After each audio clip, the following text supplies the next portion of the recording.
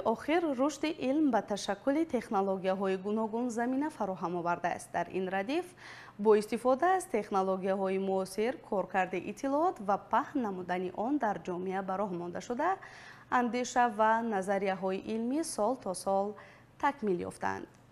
ҳамзамон технологияҳои муосир барои суръат бахшидан ба рушди давлатҳо мусоидат менамояд. маҳз чунин раванд шароит фароҳам овард то инсон тавассути технологияҳои муосир ба илму афкори донишмандони асрҳои пеш дастрасӣ пайдо намоянд. зеҳни сунъӣ ин технологияест, ки ба компютерҳо ва системаҳо қобилияти иҷро кардани вазифаҳоеро медиҳад, ки қаблан танҳо инсон метавонист онҳоро иҷро намояд. салом. мавзӯи имрӯзаи барнома технологияҳои насли нави дорои зеҳни сунъист. дар идома мо ба дурнамои ин технология равшанӣ меандозем. пайгири барномаи мо бошед.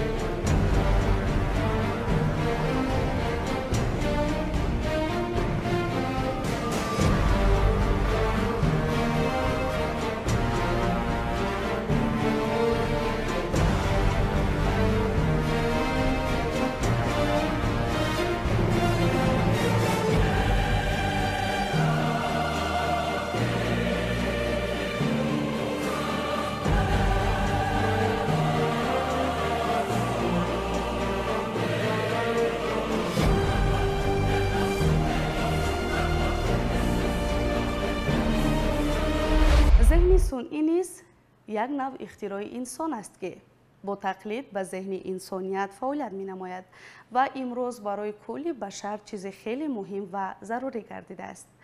олимону муҳаққиқон истифода аз зеҳни сунъиро дар тамоми соҳаҳо хеле зарур ва муҳим меҳисобанд. дар аксарияти кишварҳои пешрафтаи ҷаҳон татбиқи он ба ин ё он соҳа натиҷаи хуб додааст.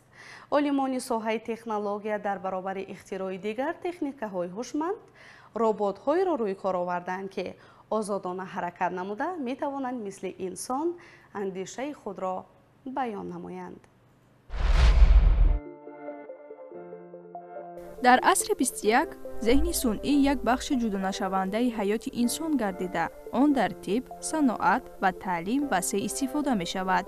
дар фалсафа гуфта мешавад, шуъур ва худшиносӣ шарти асосии доштани ҳуқуқ мебошад. яъне дар оянда роботҳо метавонанд мисли одам ҳуқуқ пайдо намоянд. мутахассисон бар он назаранд, ки агар робот рафтори инсонӣ нишон диҳад, фарқ надорад, ки шуъури воқеӣ дорад ё не. баъзе кишварҳо аллакай дар ин самт қадам гузоштанд.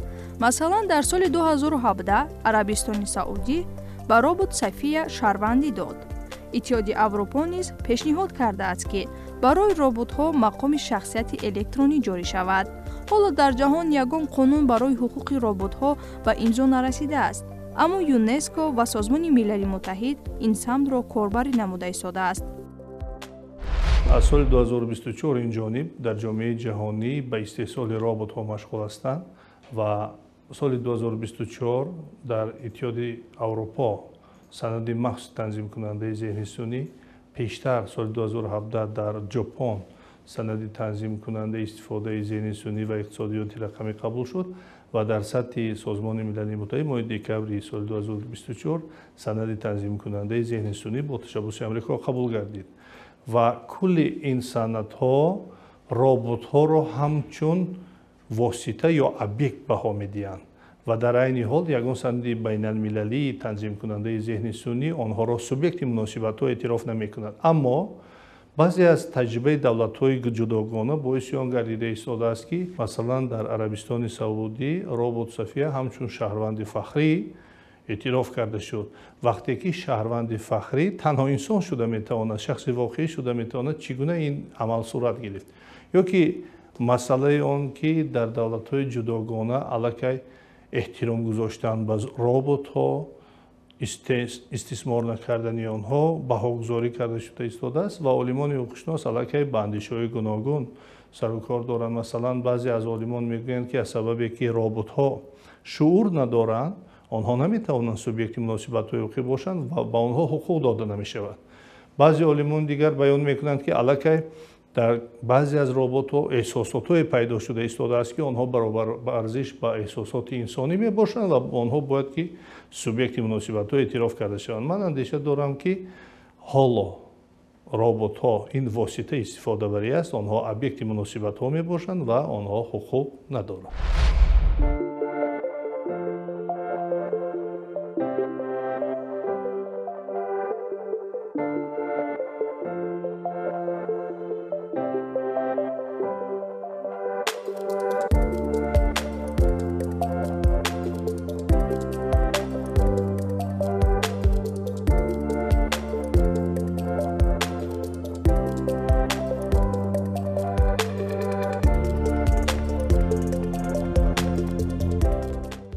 ЮНЕСКО соли 2021 тавсияҳо оид ба ахлоқи зеҳни сунъӣ қабул кард.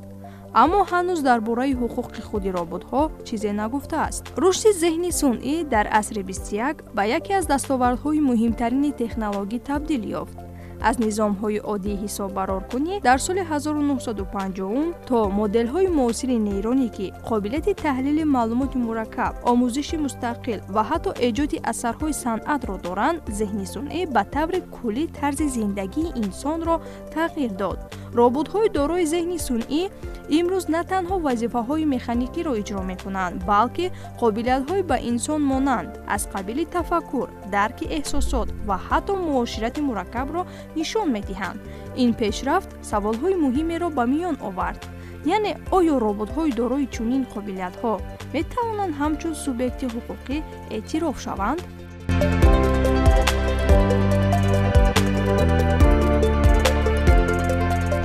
рушди муносибатҳо оҳиста-оҳиста ба он оварда расонда истодааст ки 25% функсияҳои инсон дар сатҳи ҷаҳонӣ аз ҷониби роботҳо ислоҳ ёки иҷро карда шуда истодааст ва ҳатто тавсияҳо ҷой дорад ки дар оянда то 50% зеҳни сунъӣ ва роботҳо метавонанд ки кулли муносибатҳои ҷамъиятиро ки инсон ба сомон мерасонад онҳо амалӣ намоянд.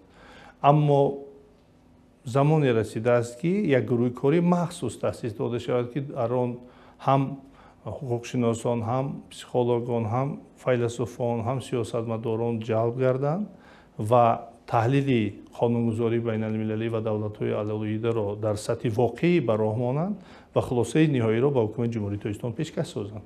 воқеан дар низоми ҳуқуқи давлатҳои ҷудогона воситаҳо ё олотҳо аллакай ҳамчун тарафи дигари муносибат баҳо дода мешаванд. масалан дар баъзе давлатҳо намудҳои алоҳидаи ҳайвонот ҳамчун ҷуфти тарафи дигар ба онҳо ақди никоҳ баста истодаанд ва дар ҷопон низ ҳамин муносибат пешбинӣ карда шудааст ки роботҳо низ метавонанд ба ҳайси мард ё зан дар оиладорӣ хизмат намоянд.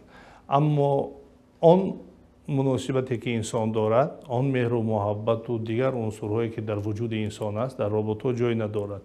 бо рушди муносибатҳои технологӣ дар ҷопон аллакай муносибатҳои байни марду зан тавассути роботҳо пайванд шуда истодааст ва ҳатто заминаҳои ҳуқуқӣ барои бастани никоҳи робот ва инсон ҷой дорад. аз ин ман андеша дорам ки аввалан ҳеҷ вақт робот ҷои инсонро гирифта наметавонад, чунки он эҳсосоту талаботу қонишавии талаботе ки инсон дорад дар вай ҷой надорад ва баъдан рушди минбаъда шояд 100 соли оянда нишон медиҳад ки агар ҳамин унсурҳо тавассути технологияи муосир вориди робот карда шаванду ин эҳсосотро пайхас карда шавад, тағйири муносибатҳо аз ҷумла дар муносибатҳои ҳуқуқӣ ҷой доштанаш мумкин аст.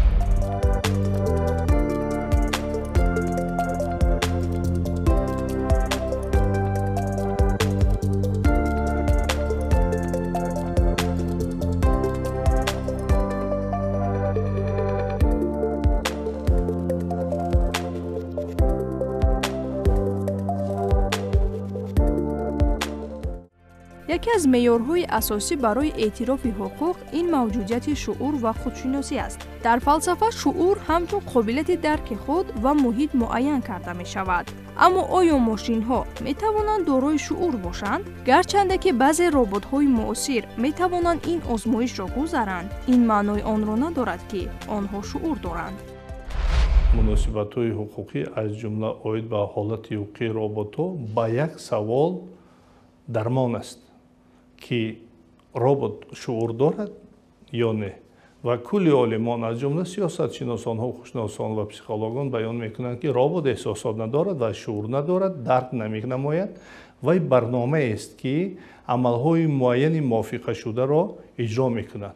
пас он унсурҳо, он эҳсосоте ки дар инсон ҷой дорад, дар робот нест ва ӯ наметавонад ки аз ҳуқуқҳое ки инсон бархурдор аст бархурдор бошад.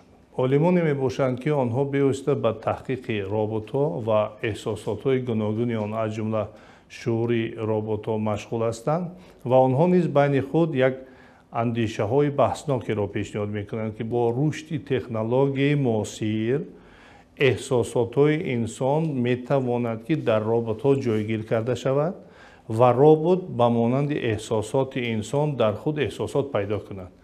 аммо дар дигар мақолаҳояшон баён менамоянд ки барои расидан ба ин ҳадаф 10 солаҳо шояд дар кор бошад ва баъд аз расидан ба ҳамин натиҷа мо метавонем ки барои муайян кардани мавқеи роботҳо дар муносибатҳои ҷамъиятӣ аз ҷумла муносибатҳои ҳуқуқӣ андешаи худро баён созем. баъзе муҳаққиқон ба монанди ҷон сиёрал бар ин назаранд ки шуур як хусусияти биологӣ аст ва мошинҳо танҳо метавонанд рафтори шуурнокро тақлид кунанд. вай консепсияи ҳуҷраи чиниро пешниҳод кард ки тибқи он мошин метавонад бидуни фаҳмиши воқеӣ посухҳои мувофиқ диҳад.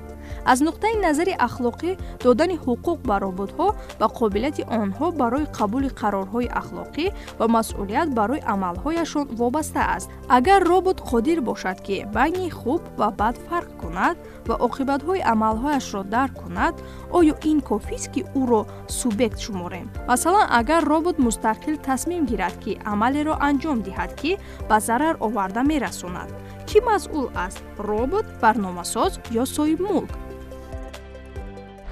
аз сабабе ки имрӯзҳо робот ҳамчун восита ё олот барои инсон хизмат мекунад, аз ин ҳуқуқҳо маҳрум аст.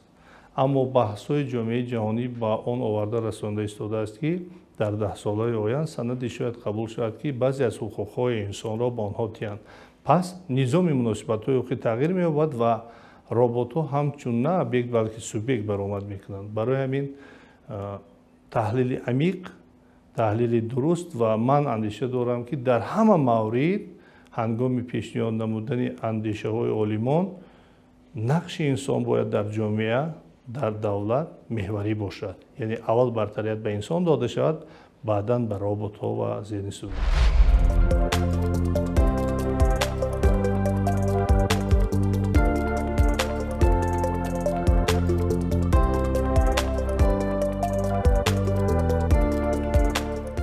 вендела уолаха ва калина лена дар китоби худ мошинҳои ахлоқ таълими роботҳо оид ба фарқ кардани дуруст ва хато пешниҳод мекунанд ки роботҳо метавонанд бо алгоритмҳои ахлоқӣ барномарезӣ шаванд ки ба онҳо имкон медиҳад қарорҳои мувофиқи ахлоқӣ қабул кунанд. аммо ин саволро ба миён меорад: оё қарорҳои барномарезишуда воқеан ахлоқиянд ё танҳо натиҷаи код мебошанд? инчунин агар робот қобилияти мустақилона тағйир додани арзишҳои ахлоқии худро дошта бошад, ин метавонад ба масъалаҳои мураккабтарини масъулият оварда расонад.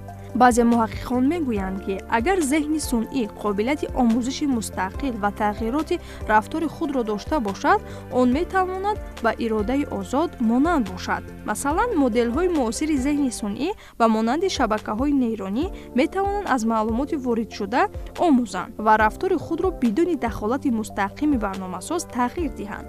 аммо ин озодӣ то ҳол дар доираи барномарезӣ маҳдуд аст ки саволро дар бораи воқеияти он ба миён меорад. пешвои миллат муҳтарами эмомалии раҳмон дар ҳама баромадҳояшон таъкид менамоянд ки замони истифодаи зеҳни сунъӣ аст. هر کسی که میخواهد با جهان معاصر همراه گردد، از مناسبت ها، رشد مناسبت ها قفا نماند و باید که از ذهن سنی استفاده برد. پس معلوم میگردد که استفاده ذهن سنی صورتش بیشتر می شود. اما برای تاجیکستان امروز ضرور است که ماخذهای مخصوص، یعنی دادهای خود را کشاید، با مانند برنامه‌های چت جی پی تی، گراک، دیپسیک یا دیگر برنامه‌هایی که آنها همچون برنامه ذهن سنی از دولت‌های علیحده اختراع شدند، مخصوص برنامه ذهن سنی خود را تأسیس دهد، رقابت پذیر با دولت‌های دیگر و تشکیلات در این سمت باشد و مناسبت‌های جامعه را با نظر داشت احتیاج مردم به ذهن سنی رشد بخشد.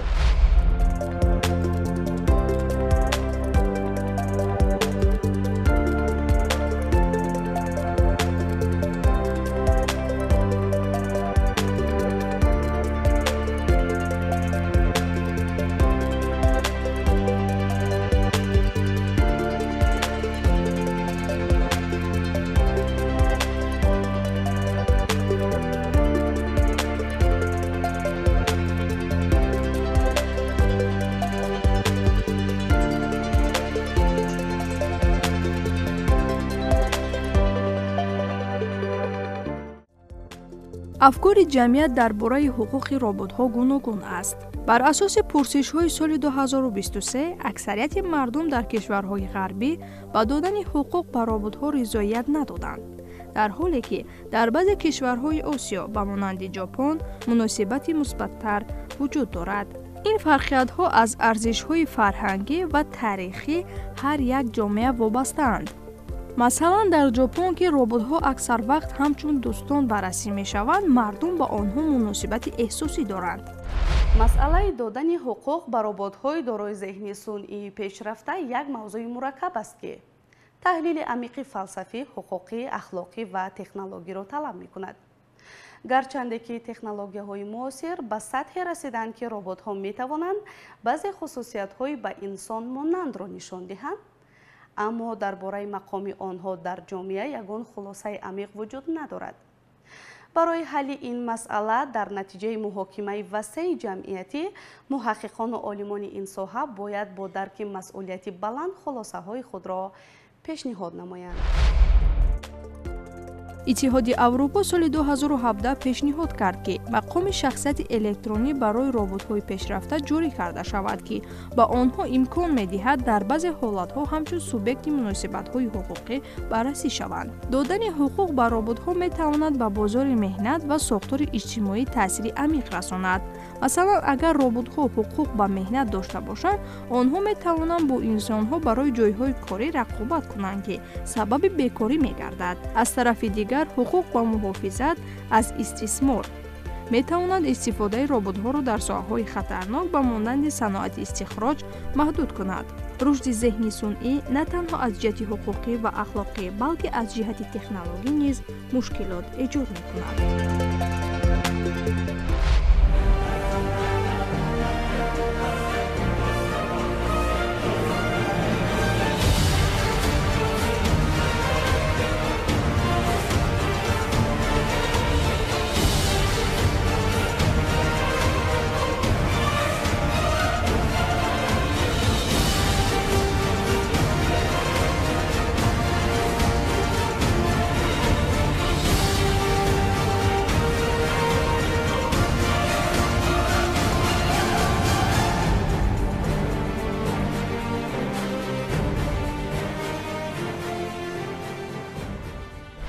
роботҳои дорои зеҳни сунъӣ дигар танҳо як технологияи оянда нестанд. онҳо дар зиндагии ҳамарӯзаи мо нақши муҳимро мебозанд. имрӯз роботҳо садои моро мешунаванд, ҳатто кӯшиш мекунанд дар мушкилиҳо роҳи ҳал пешниҳод намоянд. аммо як савол инҷо боқӣ мемонад. агар робот ба мисли инсон тавони эҳсос ва андеша карданро дошта бошад, дар оянда ба ӯ ҳуқуқ дода мешавад ё на? барномаи имрӯзаи авҷи зуҳал масъалаеро матраҳ намуд ки ба ояндаи инсон таъсири амиқ мегузорад. бинандагони азиз, агар аз ин нашри барнома оиди зеҳни сунъӣ баҳри худ маълумот дастрас намудед, пас мо омодаем ки ин мавзӯъро дар барномаҳои баъдӣ идома диҳем. با برنامه‌های جالب تلویزیونی علم و طبیعت بمانید.